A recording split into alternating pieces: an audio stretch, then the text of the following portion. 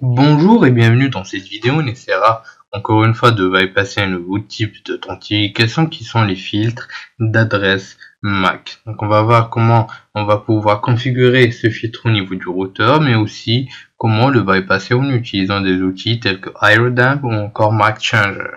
Sans plus tarder, le plan de la présentation est le suivant. On va commencer par une petite introduction, suivra un lab. On mettra en pratique tout ce qu'on aura pu voir dans un niveau théorique. Donc, dans cette présentation, nous allons parler des filtres MAC, qui est une très ancienne technique basée sur le filtrage des adresses MAC du client. Donc, juste en guise d'un rappel très rapide, les adresses MAC sont le code d'identification assigné à l'interface et réseau. Donc, le routeur est capable de vérifier cette dernière, de la comparer à une access list qu'on va pouvoir voir comment configurer, mais aussi comment bypasser. Bien sûr, mais malheureusement, c'est toujours bypassable et c'est le souci sécurité encore et toujours. Sans plus tarder, allons découvrir tout ça ensemble en vidéo. La première chose qu'il nous faudra effectuer, c'est se diriger vers le panneau de configuration du routeur. Bien sûr, tous les panneaux ne se ressemblent pas, mais les options sont quasiment les mêmes. Si vous avez une difficulté à trouver telle ou telle option, vous pouvez consulter le guide du routeur ou me consulter, je serai ravi de vous aider pour chacune de vos étapes. Donc, une fois au niveau du routeur, nous allons nous diriger vers Advanced et MAC Filtering. Donc on va cliquer sur l'option MAC Filtering pour pouvoir ajouter les accès en utilisant l'adresse MAC, mais il nous faudra récupérer notre adresse bien sûr. Donc vous pouvez soit utiliser l'invite commande et bien sûr utiliser la commande ipconfig/all. Vous pouvez donc récupérer l'adresse de votre carte Wi-Fi. Donc dans mon cas, c'est la suivante. Vous pouvez aussi, si vous avez des logiciels spécifiques à vos cartes Wi-Fi, donc dans mon cas c'est Killer Wireless, donc récupérer les informations sur la carte. Donc il vous faudra bien sûr la copier, donc j'ai écrit personnellement ici dans un bloc-notes. Donc on va la copier, on va cliquer sur Enable Access Control Mode. On va cliquer sur Add pour ajouter l'adresse MAC et on va cliquer sur Apply. Donc voilà, cela a été ajouté. Donc maintenant, on va se diriger vers notre machine virtuelle pour voir ce qui se passe. Donc on va aller vers sélection de réseau. On va essayer de se connecter vers le réseau. Donc le mot de passe est correct. Mais on va voir ce qui va se passer. Donc en allant vers Wi-Fi, donc on a une connexion en cours qui va continuer comme ça encore et encore. Donc on va lancer Wireshark, donc juste pour que vous puissiez voir les différentes étapes qui sont établies petit à petit. En même temps, nous allons lancer.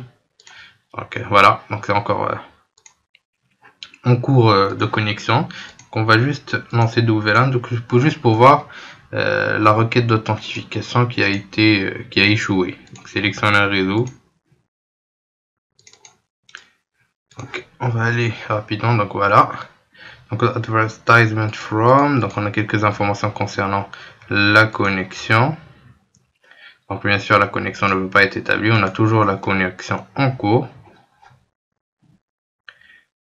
Et bien sûr cela ne va pas être possible. Donc on va juste rapidement aller vers le réseau, donc juste pour modifier quelques paramètres du réseau.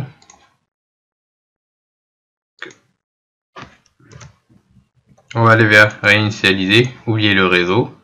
Donc juste pour voir la requête en cours d'utilisation, donc le failure pendant l'authentification. Donc nous allons encore une fois aller vers Wi-Fi, sélectionner le réseau, compte home, on va taper le mot de passe.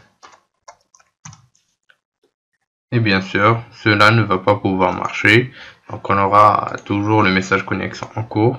Donc on a laissé donc la connexion qui va essayer d'être établie, mais malheureusement, ça sera toujours un failure vu que l'adresse MAC n'appartient pas donc à l'access list configurée au sein du routeur. Ce qu'on va maintenant essayer de faire, c'est de lancer notre outil Airman.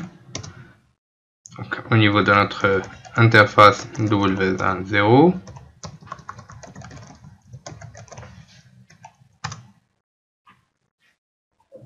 Ensuite, on va killer tous les processus qui peuvent poser problème. Le 904, le 1024, le 1036 et le 1072. 1272, pardon. Une fois fait, nous allons vérifier que l'interface est toujours présente. Ensuite, on va lancer Aerodump avec double-0 mine. On va essayer de voir les clients qui sont connectés au sein de notre réseau Conda Home ayant comme SSID donc les SSID de Conda Home, donc le BSSID pardon suivant. Donc c'est ce qu'on va essayer de découvrir ensemble. Donc voici le BSSID et voici les stations qui y sont connectées. Donc voilà, nous avons les clients connectés au réseau, donc et leur adresse MAC. Maintenant, ce qu'on va essayer de faire, c'est d'utiliser cette adresse MAC afin de nous connecter vers le réseau. Donc ici, sachant que le réseau tout à l'heure, ça voulait pas marcher, donc parce qu'on n'avait pas la bonne adresse MAC. Donc on va essayer d'utiliser cette adresse MAC afin d'accéder au réseau. Tout d'abord, nous allons stopper Airmon NG, donc le mode monitoring. Double-0 mon, excusez-moi. Voilà, ça a été stoppé. Donc voilà notre interface et le WLAN 1. Ce qu'on va faire maintenant, c'est qu'on va l'éteindre pour pouvoir changer son adresse MAC. Donc ensuite, on va utiliser le MAC Changer -m l'adresse de la machine, donc l'adresse MAC de la machine qu'on a pu récupérer grâce à Aerodump, suivi ensuite par l'interface qu'on veut utiliser WLAN 1. Donc voilà notre nouvelle adresse MAC qui lui a été assignée. Ensuite, on va mettre notre carte en app. Après quelques secondes, et on va vérifier grâce à la commande iwconfig. Nous allons aller vers Wi-Fi, sélectionner un réseau. Donc une fois le réseau sélectionné, donc on va encore une fois essayer de modifier les paramètres. Donc on va carrément oublier le réseau. Donc comme ça vous êtes sûr que la technique a bien marché. Donc on va aller avec Conda Home. Voilà, réinitialiser, oublier. Donc ensuite on va aller encore une fois vers le panneau. Voilà, on est au sein de Conda Home.